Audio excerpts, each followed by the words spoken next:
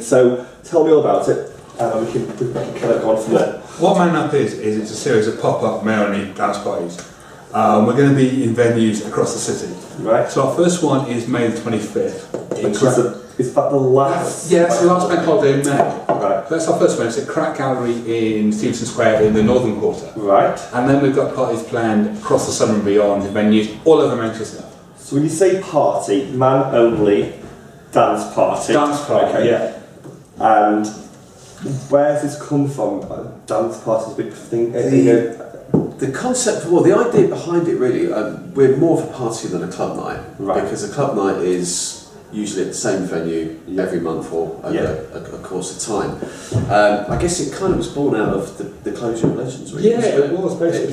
It's kind of come about because Legends is closed. Yeah. Essentials gone. Yeah. Yeah, exactly. Frankie Soaps is going. Yeah, I know. It's there's kind of lots of change going on at the moment in the city. And also, if you want to have a night, where do you have it? Yeah. So we thought, well, how can we turn that, flip it on its head and make it an advantage, or use that in a way that's interesting? Yeah. So that's where we get the idea of having the pop-up party. Great. Rather than club night, because you can have a party anywhere. Yeah, it gives us the freedom to go to different venues.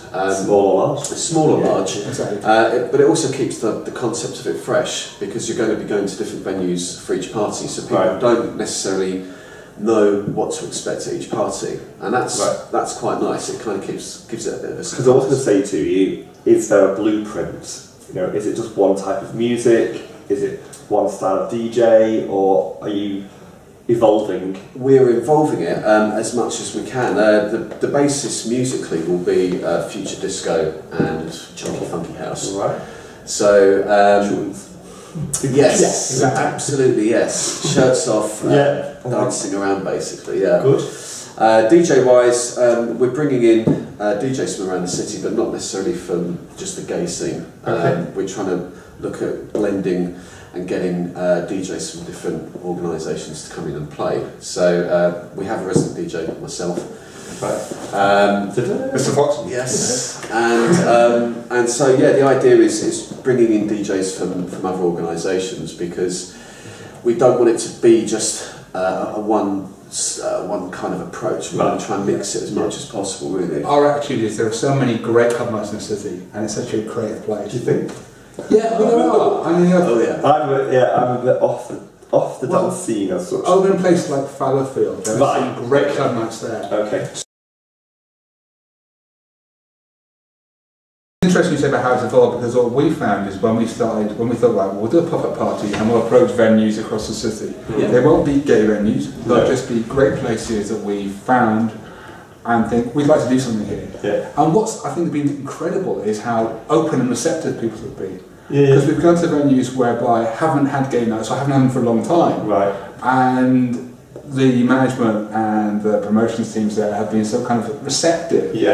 And I think it just shows what a tolerant city it is in many ways. It is, and like I said before, it's undercatered for dance-wise, gay-wise, certainly. And the dance crowd are loyal, aren't they? If they have a good night and it ticks all their boxes, then they'll stick with you. Absolutely. And the great thing about having it in other venues are, you aren't tied anywhere, are you? It's like, there's kind of no big cheese. Exactly. So kind of, you can move it wherever you want. You can do it. You can be an outdoor one somewhere if you wanted to, or whatever. That's the nice thing about it. It gives us the freedom to do pretty much whatever we want to do with it. The nice thing is, I think, by doing it in different venues, it just gives it a fresh twist, doesn't it? It does do it. Because different venues you can dress up differently. And it's probably something that people haven't done too much of recently. I don't know what's happening. Well, we spoke to somebody who said that when we pitched the ideas to them, we went to tell them what we were doing, and what they said was the only other place they'd heard of it happening before was in New York. Right. Around the Bleecker Street area. That's the only other place where they heard of doing pop-up parties, where you have like the basic kind of core of it, and you take it to different places. We're going, oh, okay, that's quite interesting. How are we going to advertise it? So we've got a Facebook page. Who do you want to kind of attract? So our core market really is, well, obviously men. Gay men. Gay men, Gay men. yes. Does it have to be 100% gay man, or could you bring your male friend who is very openly minded? You know what? We have no problem with that at all, because we are working with people from beyond the gay community. Right. So we're already saying that we're inclusive. So for us, you know what they're like when they club in a couple of pints, they'll be gay. The shirts off, they'll be on the stage. Exactly. And a pound for everyone who went in there straight and came up gay. Exactly. I mean, it's the reason we're a dance party. It's there to have people to dance and just have a really good time. And that's the focus really of it. And you know, the age group isn't necessarily anything set in stone. We're not saying that we're only catering for this type of person or this type of people, because that's just it's not what we're about. You can't be backstage all day. No, it's trying to make it as inclusive as possible. Now, you could say by doing a men-only party, is that really inclusive? And you could say, well, actually, it's not really. But there are other ideas that we're working on currently.